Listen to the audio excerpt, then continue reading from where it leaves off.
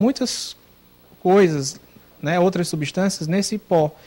Tudo que for branco ele já vai utilizando. Por exemplo, até medicamento como xilocaína, paracetamol, talco, cafeína, cal, que é o cal mesmo que é utilizado na construção civil, eles utilizam para desdobrar a droga, para poder ganhar um volume e vender como cocaína. E, na verdade, a pessoa vai consumir a cocaína em outras substâncias, né, que podem causar também danos à saúde.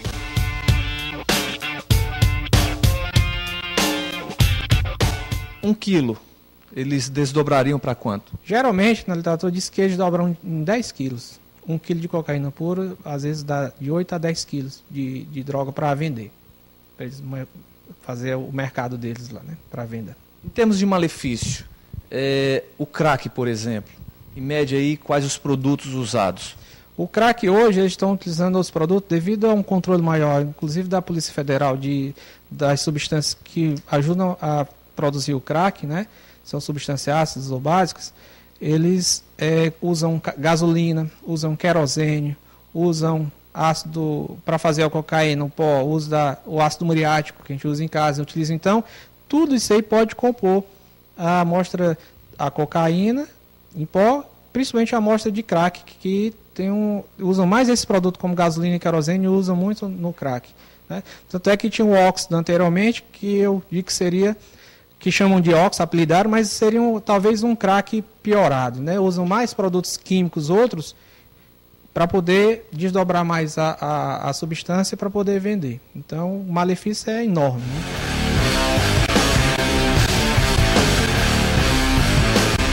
Doutor Vanderlei, algum produto já chegou aqui diferente? Informaram que era, por exemplo, um crack e era um outro produto? Sim, muito. Nessa ânsia deles venderem, a gente já pegou produtos que veio como apreendido como suspeita de crack, e na verdade era cera comum, que é muito parecido. A gente inclusive já pegou também substâncias como aquelas rapadura batida que chama, que disseram que era crack, e também é muito parecido, né?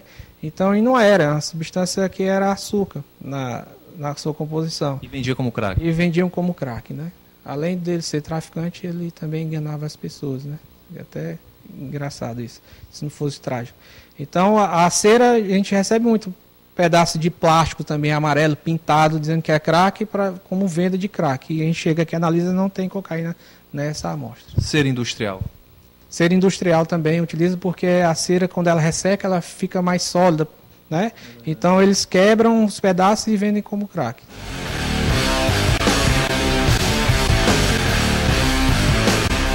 Doutora, o porquê de optar pela medicina legal?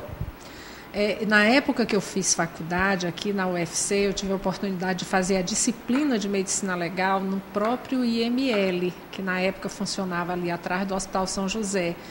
E o que me encantou na medicina legal foi exatamente a possibilidade de estar investigando e chegando em alguma definição em relação a muitas coisas que acontecem com o ser humano. Agora, ainda se emociona quando chega o corpo de uma criança, por exemplo, de um idoso? Olha, eu não sei se infelizmente ou se felizmente, mas sim, eu ainda consigo me emocionar. Não só com o corpo, mas também com o exame no vivo, de muitas coisas que você vê. Aqui você só vê muita coisa ruim. Então a gente consegue se emocionar.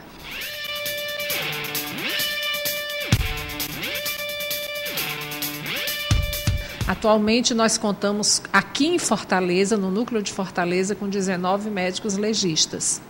Nos núcleos do interior varia. Nós temos núcleo que temos 3 médicos somente, temos núcleos que têm 4 e outros 5. Então, realmente é uma carência muito grande para uma cidade como Fortaleza, né, que existe, inclusive, a recomendação da Senasp, que é a Secretaria Nacional de Segurança Pública, de que para um município com a nossa população, nós deveríamos ter de 40, que seria o mínimo, a 80 médicos legistas. Em média, qual a capacidade de conservação dos corpos aqui na perícia forense? Atualmente, nós temos aqui, nessa sede nova, uma capacidade de conservação de 55 corpos. Temos uma câmara frigorífica que comporta 55 corpos.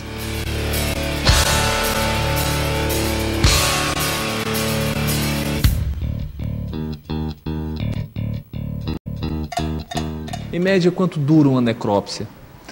Varia. Se for uma necrópsia de bala, geralmente ela demora em torno de 1 hora e meia, às vezes até 2 horas. A gente tem que encontrar o trajeto da bala, tem que descrever, tem que saber quais as balas que foram mortais, que órgãos elas atingiram, porque às vezes não é só uma pessoa que atira, né? Tem aquela história do fogo cruzado. A polícia atirou, o assaltante atirou e matou uma pessoa que estava no meio da rua. Então, quem foi que realmente matou? Qual foi a bala que foi mortal? Então, o médico, nesse momento, ao fazer a perícia, ele tem que identificar quais foram as balas que causaram ferimentos que foram mortais. Então, realmente, a realidade que a gente vive aqui é disso, é da violência, é a morte por causa externa. É diferente de você perder uma pessoa que viveu uma vida toda e morreu de uma doença, né? Morreu de uma forma natural. Aqui não, aqui nós vivenciamos uma realidade que é muito mais abrupta, que é muito mais agressiva. É você perder uma pessoa, né, de uma maneira assim extremamente agressiva, por uma morte violenta.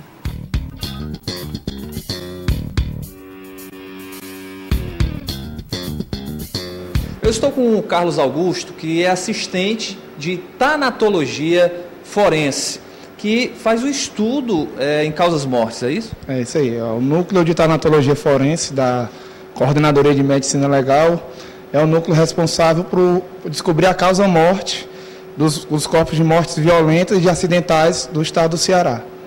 Agora, obviamente, em respeito aos familiares, aos entes queridos, como também aos mortos que aqui estão, eles retiraram e apenas ele vai mostrar o trabalho dele aqui dentro do necrotério da perícia forense do estado do Ceará.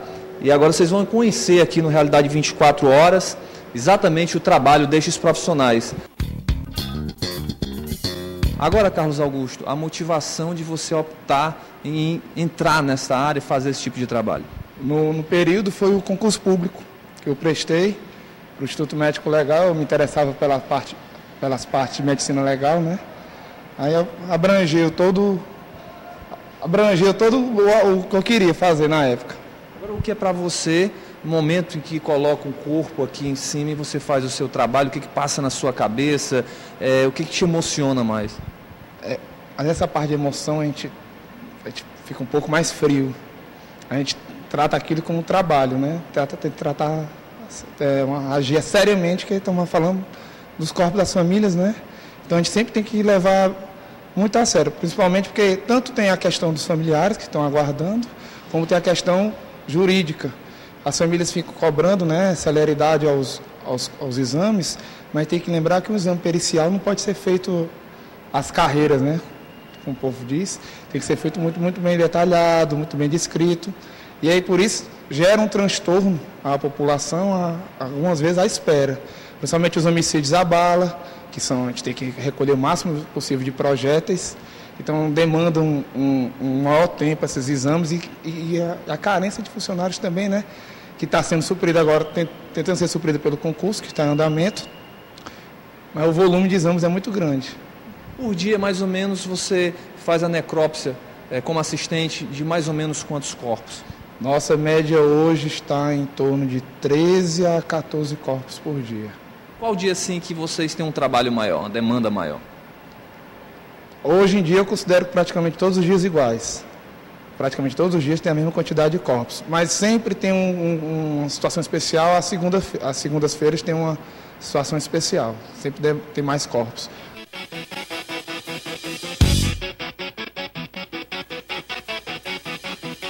Esse local aqui especificamente é para o estudo, também para os alunos, né, que ficam aqui nessa parte superior observando o trabalho de vocês. Aqui é um anfiteatro do necrotério, vocês podem observar, ele é 360 graus rodeado por vidro, para os alunos ou qualquer outras pessoas puderem observar os exames realizados aqui no necrotério do NUTAF. Aqui é a mesa central, que tem 2 iluminações, essa mesa, e é uma mesa nova, né, adquirida para a reforma do prédio. O que é que ela consta? Ela consta de uma régua, se vocês observarem, na lateral dela tem uma régua, para a gente medir o tamanho da vítima. Ela consta com uma balança de 9 quilos, para fazer a aferição dos pesos de órgãos. Vocês estão vendo esse orifício aqui no centro da mesa? Aqui é um sistema de exaustão. Para quê? Para sugar todos os gases produzidos pelos corpos, para não vir contaminar diminuir a contaminação dos profissionais que estão atuando. Ela contém ainda um sistema de fluxo horizontal de água para todos os resíduos que caiam sejam jogados para o ralo, uma mangueira para fazer a asepsia dos corpos examinados. A maioria deles, como são homicídios à bala, vem muito sujo de sangue. Tem que ser feita a asepsia antes do exame. Agora é fácil contaminação para as pessoas que trabalham aqui? No NUTAF, a maioria dos corpos que são examinados são corpos de vítimas de violência. Os corpos de...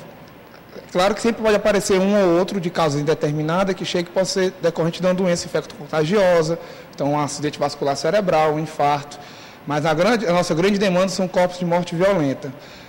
Esse setor é mais perigoso no sistema de verificação de óbito, na Messejana, que trata dos corpos de morte natural e doenças infecto-contagiosas. Eles vão mais para lá, mas sempre há o risco. Já que você trata com um grande público aqui, você sempre tem o risco de estar sempre pegando uma pessoa que tem uma tuberculose, um caso de meningite, a pessoa sofreu um trauma e foi contaminado, aí teve um trauma na região da cabeça, esse trauma gerar uma meningite. Sempre existe esse risco de contaminação, mas é bem menor aqui do que no sistema de verificação de óbito. Agora, você já fez como auxiliar, como assistente, alguma necrópsia assim, que te motivou? O caso de uma criança, assim, que te deixou mais triste, você foi para casa pensando? Um caso de uma criança que estava dormindo junto com o tio na rede, estava dormindo na rede e a pilastra a coluna, né, que segurava a rede, cedeu. O tio caiu para um lado da rede e a sobrinha caiu para o lado oposto. E a pilastra foi bem de contra ao crânio da criança. Esse dia eu fiquei emocionado com essa morte. Foi um acidente muito banal.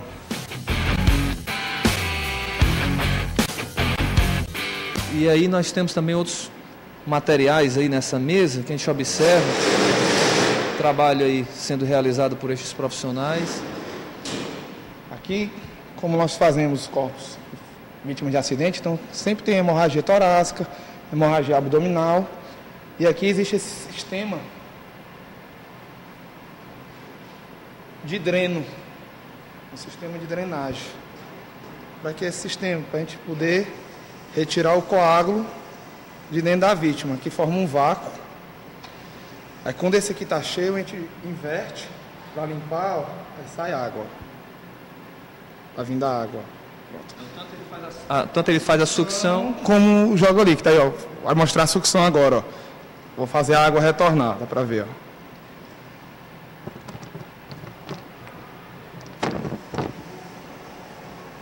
Sistema de vácuo. Facilita muito a nossa vida para retirar o excesso de sangue e líquido dentro do corpo. Aí nós temos aqui, ó, água fria. O sistema de água quente na mesa. Aí como nós estamos tratando de sangue geralmente vem muito coágulos. Esses coágulos tendem a entupir a tubulação. O que foi que essa mesa tem ainda? Essa mesa tem um sistema de triturar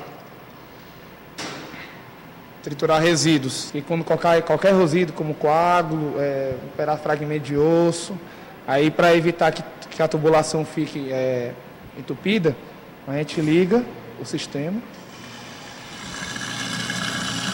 Esse é o triturador interno. Tritura qualquer detrito.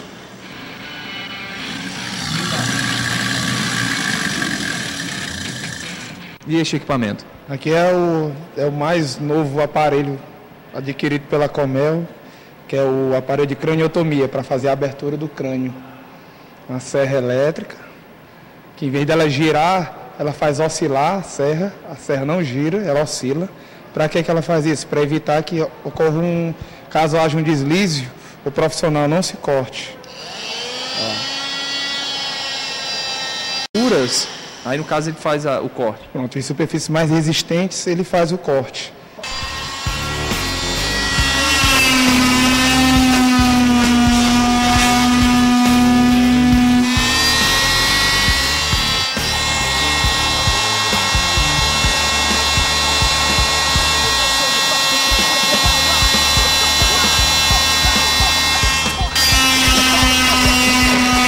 Foram 4 dias acompanhando os peritos aqui na perícia forense do estado do Ceará. Chegamos ao último laboratório, desta vez o de bioquímica e de biologia.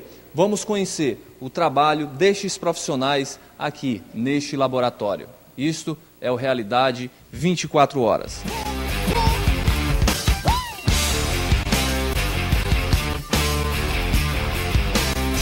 Doutor Newton, quais os trabalhos realizados pelos senhores aqui neste laboratório? Aqui esse laboratório, basicamente, ele trabalha com 2 vertentes de análise. Análise para identificação de manchas de origem de sangue, para saber se é sangue humano, e análise de materiais atrelados a crimes sexuais. Como no caso em específico, a gente pesquisa a presença de esperma humano.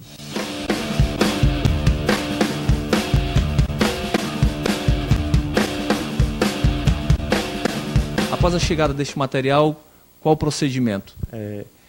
O material destinado à pesquisa de sangue geralmente são materiais encontrados em locais de crime que apresentam manchas suspeitas de serem sangue.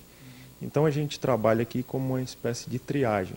A gente faz a identificação para saber se é mancha de sangue humano e esse sangue é coletado e enviado posteriormente para o DNA para a gente traçar o perfil, para identificar a origem do sangue, de qual indivíduo. Já nos casos de crimes sexuais, a gente recebe materiais oriundos de coletas de amostras biológicas, em pessoas suspeitas de terem sofrido abuso sexual, e também materiais como vestes coletados desses suspeitos também, como calcinhas, lençóis, o que tiver uma mancha suspeita de ser esperma, eles enviam para a gente. No caso de esperma, vem até aqui, os senhores sabem de quem é o esperma? Não, na realidade é que a gente identifica a presença de esperma ou não, através de microscopia para identificar espermatozoide e através de PSA, que é um teste imunocromatográfico que a gente faz. A identificação de quem é o esperma é feita pelo DNA. Olha, nós estamos ansiosos porque a Andréia e o Dr. Newton vão fazer aqui uma simulação. Agora, essa simulação aí é a respeito de manchas de sangue? Na realidade nós vamos fazer uma simulação com a utilização do reagente luminol, que esse reagente ele é um reagente utilizado para identificar manchas latentes de sangue, ou seja, manchas que a gente não está conseguindo visualizar a olho nu. Então ele vai reagir com luminol, emitindo uma luminescência. Agora, exemplo, vários casos já de pessoas que lavam o local do crime. Então quer dizer que com esse material dá para se ver? Dá. Mesmo que você lave o local do crime, faça a limpeza, quando a gente aplica o luminol, ele reage com as manchas suspeitas de serem sangue e ele vai emitir essa luminescência da mesma forma. No caso de veículos que podem vir aqui para a perícia? Exatamente. A gente está conhecendo aqui um pouco do trabalho destes profissionais aqui do laboratório da perícia forense. Vamos lá então ver. Nós estamos com as luzes acesas, você dá para ver que o material aí a gente não visualiza nenhum tipo de mancha macroscopicamente.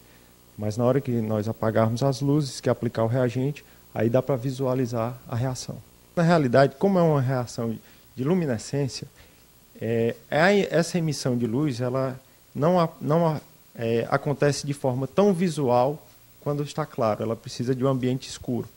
Então, no caso aí, um produto que vocês colocaram que simula o sangue de cor azul, está mostrando os pontos que tem.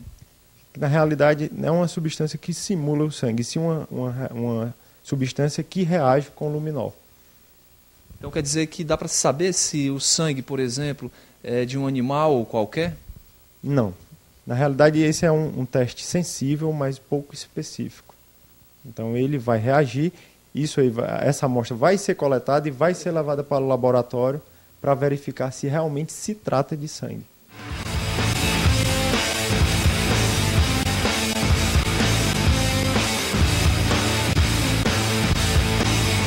E daqui a pouco você vai ver.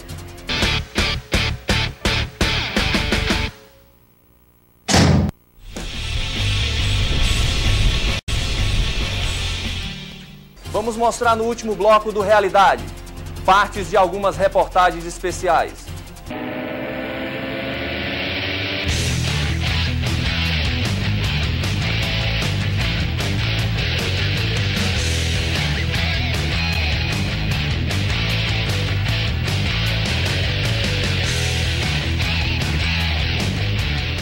Altamente perigoso nosso serviço.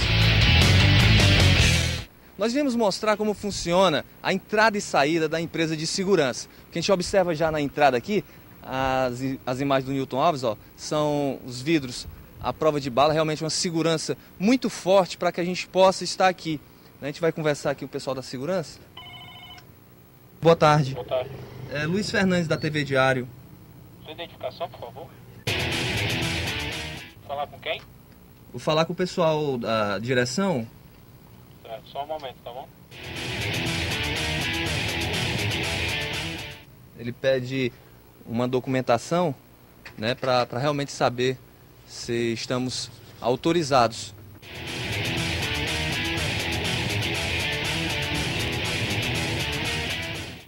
E sua identificação? Ok. Autorizado? Tudo bem. Olha só, a porta também blindada. Ó, ele abre. Aqui o gerente de segurança, já um aparato já aqui de segurança para a nossa equipe poder entrar. Existe essa primeira porta que é fechada, esse local é o enclausuramento que é chamado. Essa segunda porta aqui só será aberta quando for autorizado, já que existe um computador aqui com impressão digital das pessoas. No caso, eu fui autorizado, mas aqui o gerente de operações é que vai mostrar, ó, a autorização, acesso autorizado. No caso aqui, caso as pessoas, funcionários ou não, fiquem clausuradas aqui, não pode entrar nem sair, até o momento da autorização. Com certeza. Se ele não tiver acesso no sistema, a equipe de segurança pede que ele retorne lá fora para fazer os procedimentos. Então, só acessa essa porta para frente se realmente ele estiver autorizado no sistema.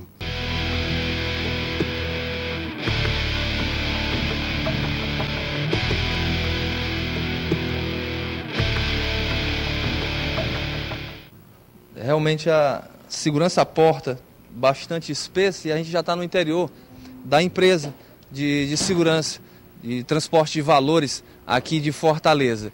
E no caso, a todo momento, a gente é acompanhado por seguranças que não podemos identificá-los. Aqui no caso, o funcionamento de segurança constante. Exatamente. É procedimento de segurança 24 horas, independente que tenha movimentação de pessoas ou não, a segurança tem que ser feita 24 horas.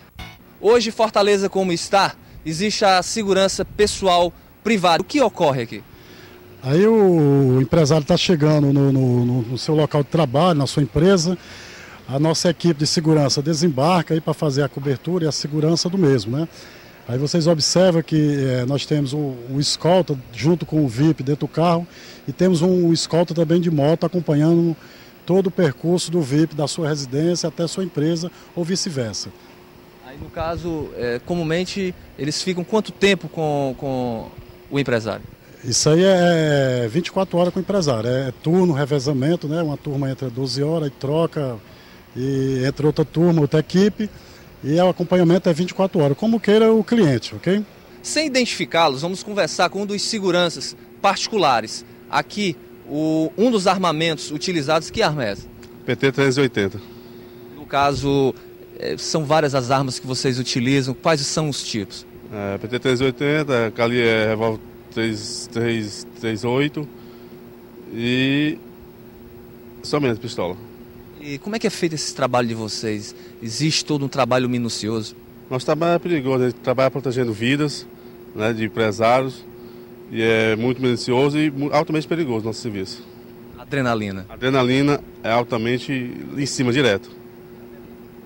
E no caso, comumente andam em dupla? Geralmente em 2, 3, 4 e com a escolta de um motoqueiro. Existe alguma dificuldade para vocês trabalharem? Qual é mais ou menos a escala de vocês? Tem escala 12/6, escala 24/12, certo? O treinamento de vocês? Treinamentos, constantemente treinamentos, toda semana treinamentos, toda semana treinamento de tiros, constantemente estamos atirando. Certo? Como é que é o tratamento dos clientes com vocês? Muda de cliente para cliente? Todos os locais que eles vão, vocês têm que acompanhar? Todos os locais que o VIP entra, nós entramos juntos. E o tratamento deles com a gente faz parte da família deles, geralmente. O VIP está direto com eles, totalmente direto. Isso é como se fosse da família. E já aconteceu com você em particular algo de você ter que reagir? Com certeza. Mas não pode falar? Não posso falar. Aconteceu e graças a Deus nós saímos sãos e salvos.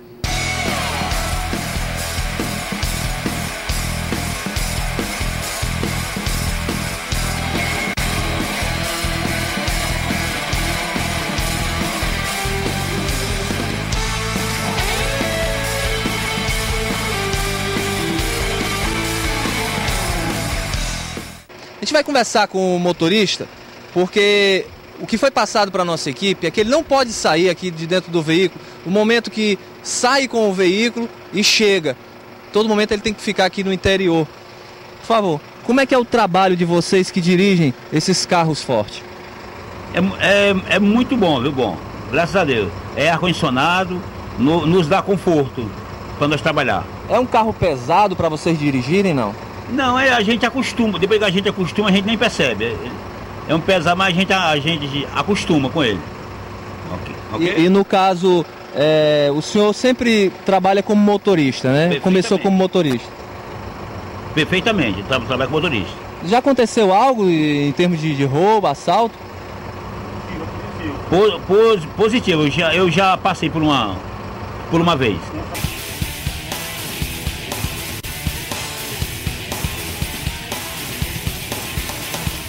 Esse veículo blindado, apelidado de Mondrongo, foi um dos primeiros carros desenvolvidos no Brasil e está nessa empresa.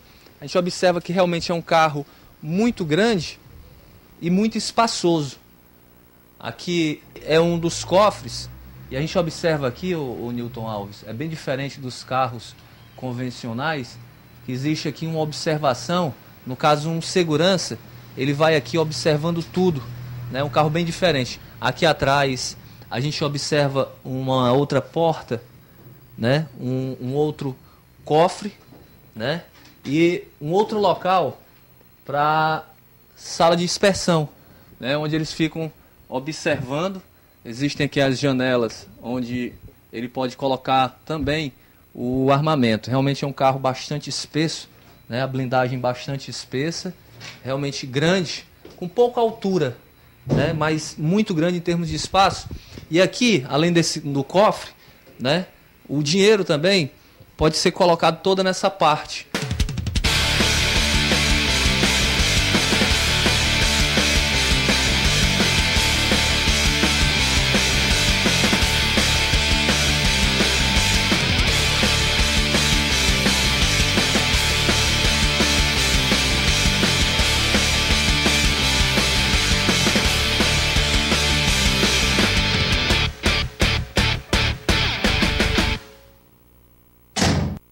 Não perca!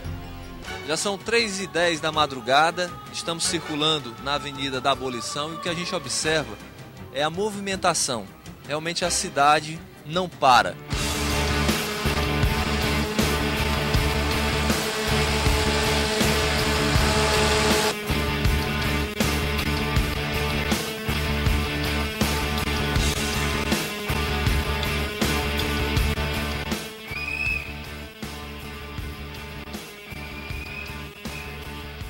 Enquanto alguns dormem, outros estão trabalhando, fazendo com que a quarta maior capital do Brasil funcione. No próximo sábado você vai conhecer algumas pessoas e os trabalhos mais incomuns na madrugada de Fortaleza. Até o próximo sábado. Quem arrisca mais a vida dos vigilantes é os vivos, os mortos não faz mal a ninguém.